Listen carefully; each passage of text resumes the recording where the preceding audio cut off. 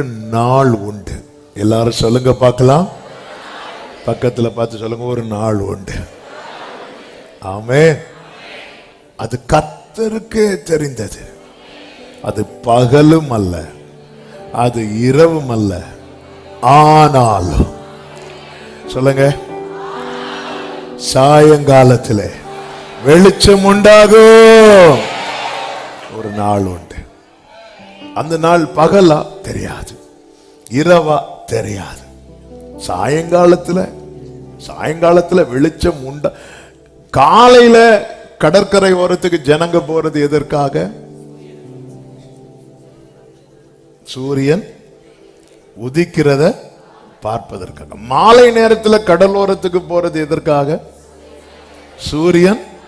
அப்ப சாயங்காலத்துல நார்மலா என்ன உண்டாகும்?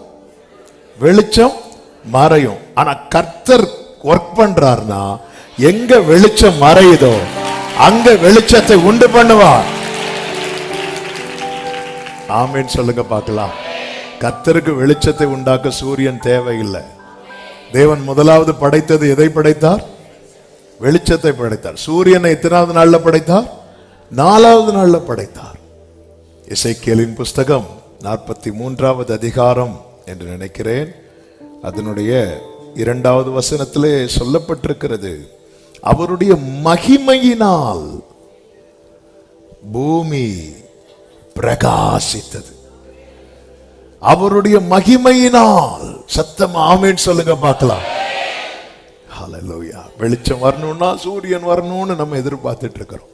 அதனாலதான் சொல்லப்பட்டிருக்கிறது, அது கர்த்தருக்கு தெரிந்தது, நமக்கு தெரியாது.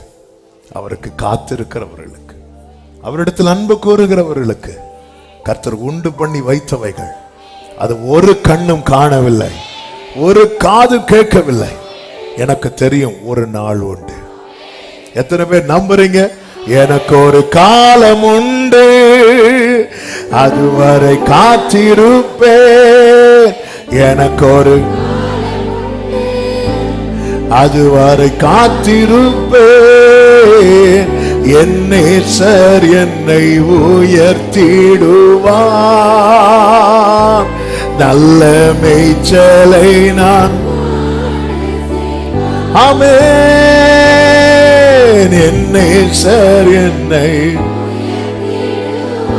நல்ல மேய்ச்சலை காண செய்வான். நல்ல